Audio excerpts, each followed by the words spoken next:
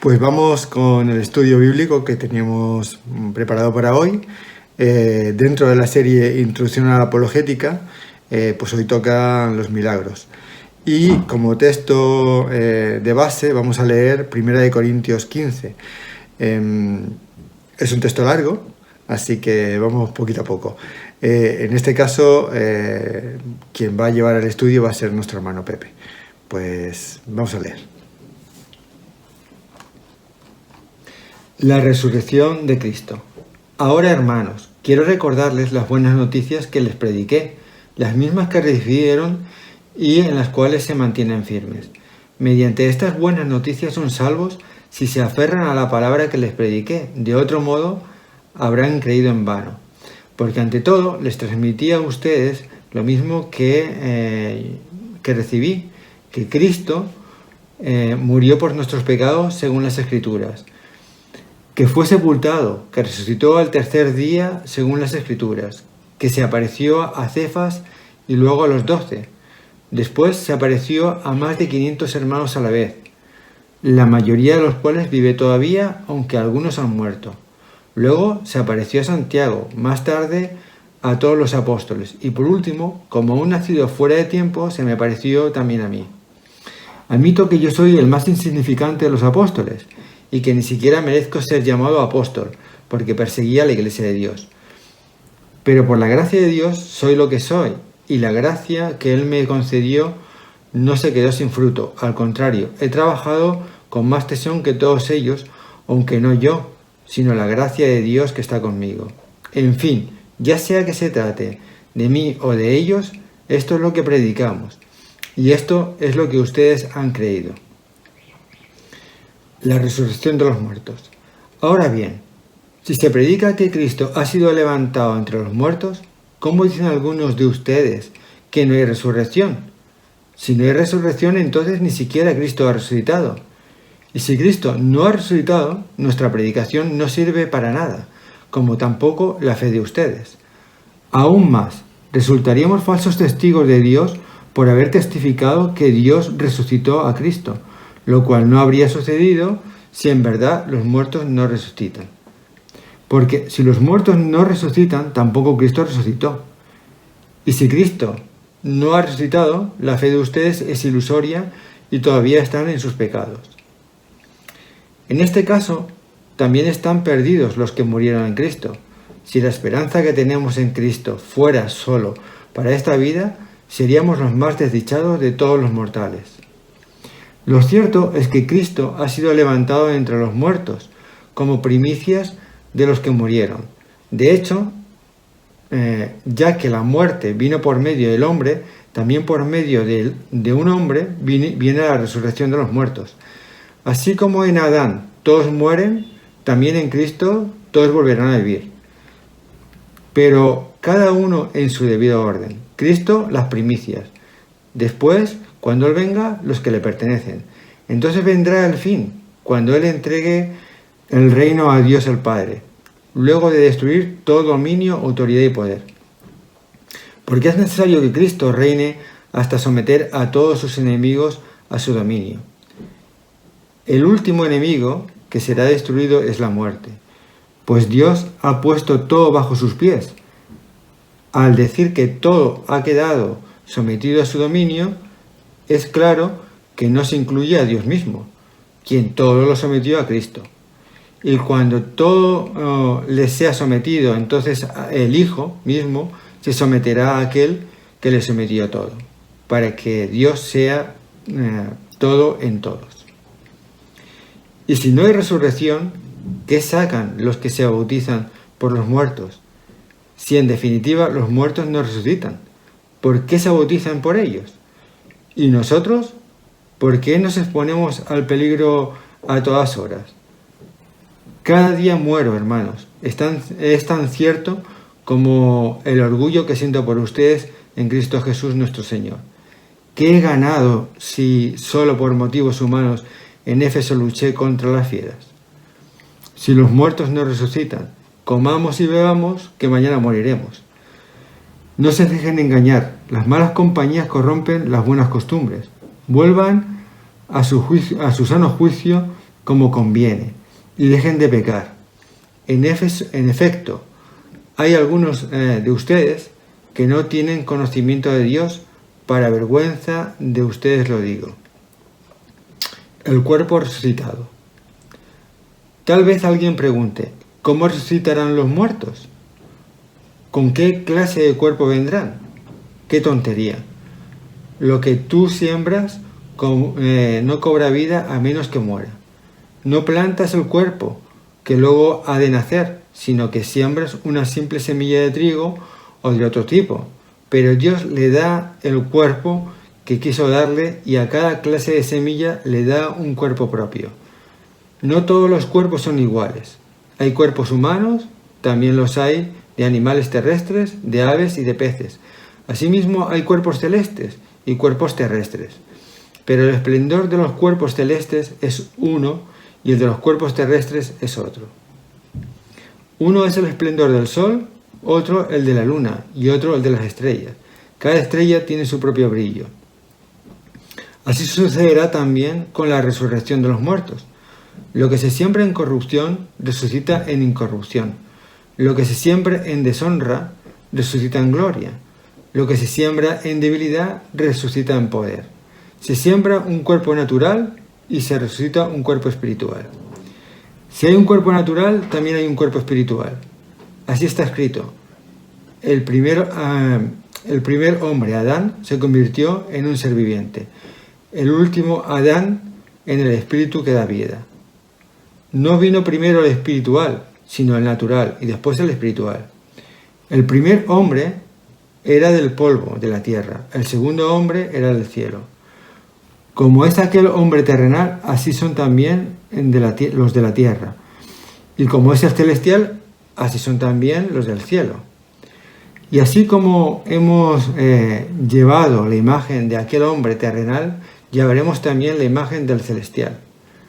Les declaro, hermanos, que el cuerpo mortal no puede heredar el reino de Dios, ni lo corruptible puede heredar lo incorruptible.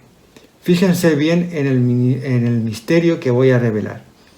No todos moriremos, pero todos seremos transformados, en un instante y en un abrir y cerrar de ojos, al toque final de trompeta, pues sonará la trompeta y los muertos resucitarán con un cuerpo incorruptible, y nosotros seremos transformados. Porque lo corruptible tiene que revestirse de lo incorruptible y lo mortal de lo inmortal.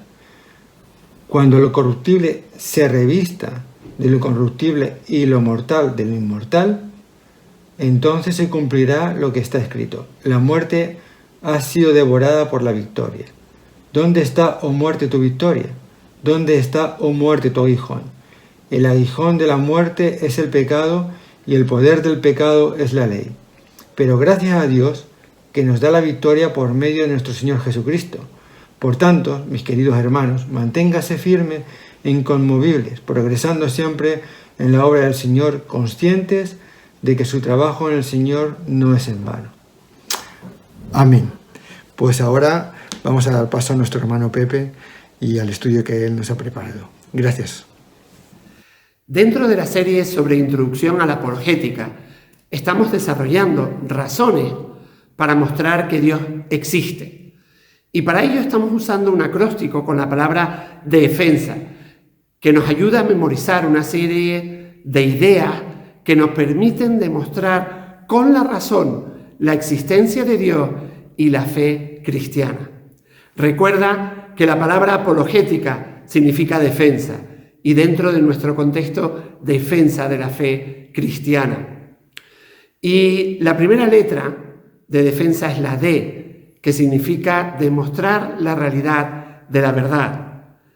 La siguiente es la E, que significa, que lo vimos en su momento, ejemplificar cómo lo opuesto a lo verdadero es falso. Y la última letra que habíamos visto hasta ahora era la F, familia de argumentos que revelan la existencia de Dios. Y dentro de esta familia de argumentos vimos tres argumentos: el argumento cosmológico, el argumento teleológico y el argumento moral. El argumento cosmológico demuestra que un universo generado, exige alguien que lo genere. El argumento teleológico demuestra que un universo ordenado y diseñado demanda un diseñador. Y el argumento moral establece que una ley moral determinada exige un legislador. Y los tres llevan a poder demostrar racionalmente que Dios existe.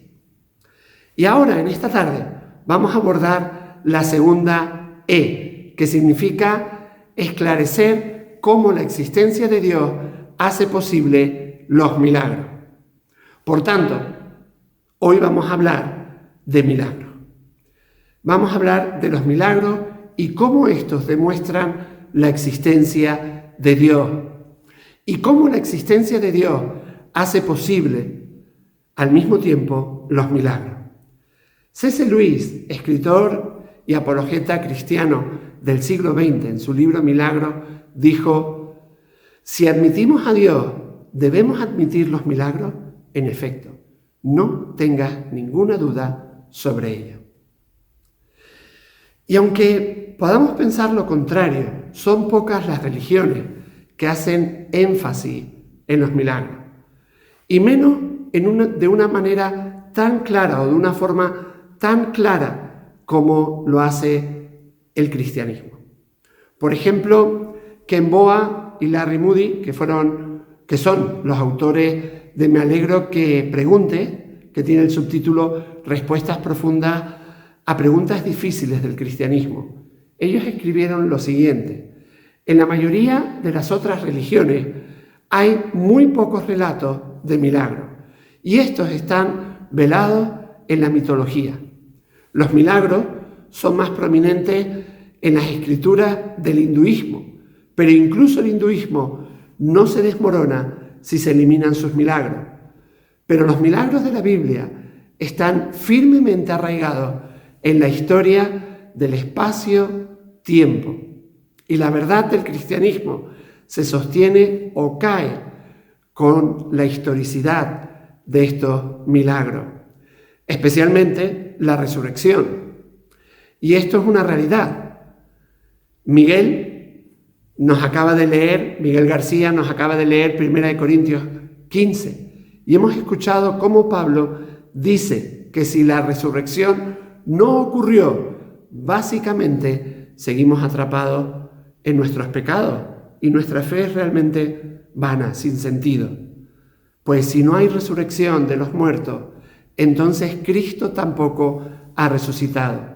Y si Cristo no ha resucitado, entonces toda nuestra predicación es inútil y la fe de ustedes también es inútil. Acabo de releer los versículos 13 al 14 de 1 Corintios 15. En otras palabras, sin la resurrección estamos perdidos. Nuestra fe no tiene sentido. ¿Qué es un milagro?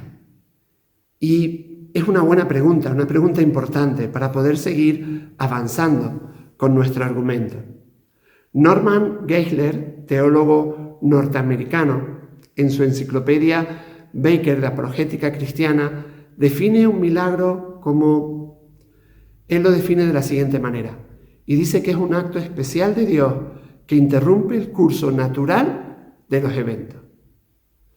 En su libro Milagros, C.S. Lewis escribe lo siguiente. Dice: uso la palabra milagro para significar una interferencia con la naturaleza por un poder sobrenatural, a menos que exista además de la naturaleza otra cosa que podamos llamar sobrenatural. No puede haber milagro. Por tanto, estamos viendo que es algo que se produce de forma sobrenatural por una intervención exterior, que nosotros sabemos que es Dios como cristianos. Muchas veces usamos la palabra milagro en un sentido demasiado amplio. Por ejemplo, solemos expresar: oye, fue un milagro que me despertara hoy, con lo cansado que estaba. O qué milagro que conseguiste ese trabajo. Oye, es un milagro que haya podido llegar, porque con el tráfico que hay. Pero esta no es la idea. Y es importante que seamos más específicos a la hora de definir milagro. Estos ejemplos no definen lo que realmente es un milagro. Por eso vamos a ver lo que significa un milagro en un sentido más estricto y observaremos algunas de las características que apuntan a un verdadero milagro. Un milagro auténtico y legítimo, no solo el hecho de despertarnos o de conseguir un trabajo o de llegar a tiempo a un sitio, en el sentido amplio. Es importante ver la diferencia. La Biblia utiliza 3 palabras básicas para describir un milagro. Y esas palabras son las siguientes: señal, maravilla y poder. ¿Dónde encontramos estos milagros y con qué frecuencia ocurren en la Escritura? En la Biblia encontramos 3 periodos clave donde tuvieron lugar milagros de una forma muy evidente. Por un lado, durante los tiempos de Moisés y Josué; por otro lado, en los tiempos de Elías y Eliseo; y en tercer lugar, en los tiempos de Cristo y los apóstoles. Y el propósito de estos milagros fue principalmente confirmar a los mensajeros de Dios por parte de Dios. Es decir, de forma sencilla, confirmar que Dios estaba actuando directamente en aquellas circunstancias. Y eso, aunque se hayan dado en esos 3 periodos, principalmente, como decía, no significa que no haya habido milagros aislados en otros espacios de tiempo. Pero durante estas 3 etapas de tiempo se da una cantidad inusual de milagros. Y es significativo darnos cuenta de la distancia en el tiempo entre estos 3 periodos. Entre Josué y Elías pasaron unos 540 años y entre Eliseo y Cristo unos 830 años. Según la Biblia, hay un 4º periodo de milagros que aún está por venir, que es la relación con la segunda venida y los últimos días. Y esto nos permite ver y entender que el propósito principal de los milagros fue confirmar a los mensajeros de Dios que Dios estaba hablando por medio de ellos. Moisés aparecería en Egipto y haría milagros, y eso lo confirmaría como un mensajero de Dios. Jesús estaba haciendo milagros, y esto confirmaría que Él era el Mesías que tenía que venir. Como cuando le dijo a los discípulos de Juan el Bautista: vayan y digan a Juan que los sordos oyen, que los ciegos ven y que los cojos caminan. En otras palabras, que estos actos, estos milagros, estas señales, estas maravillas están sucediendo a través de mí, estaba diciendo Jesús en aquel momento. Y a pesar de todo esto, hay muchas personas que rechazan la existencia de los milagros. Y su argumento es: como la naturaleza es todo lo que existe o todo lo que vemos, es imposible que una fuerza externa pueda intervenir. Richard Lewontin, teólogo norteamericano del siglo pasado, afirmaba lo siguiente: nuestra disposición a aceptar afirmaciones científicas que van en contra del sentido común es la clave para comprender la verdadera lucha entre la ciencia y lo sobrenatural. Él seguía diciendo que nos ponemos del lado de la ciencia a pesar de la patente absurdidad de algunas de sus construcciones, a pesar de su fracaso en el cumplimiento de muchas de sus extravagantes promesas en cuanto a la salud o en cuanto a la vida, a pesar de la tolerancia de la comunidad científica por historias sin fundamento, porque tenemos un compromiso previo con el materialismo. Él argumentaba que estamos predispuestos a desechar todo lo que no venga de causas materiales y conceptos que lo expliquen por muy contraintuitivos que sean. Y evidentemente ese materialismo es absoluto ya que no podemos permitir que un pie divino entre por la puerta de nuestra razón. Por eso nos cuesta tanto admitir que existen milagros. Es muy importante lo que hemos visto hasta aquí en esta tarde sobre los milagros y la existencia de Dios. El próximo jueves vamos a ver algunas objeciones más en contra de los milagros, al mismo tiempo que vamos a ver cómo podemos responder de forma coherente como cristianos a esas objeciones, demostrando que sí podemos creer en los milagros y por tanto en la existencia de Dios.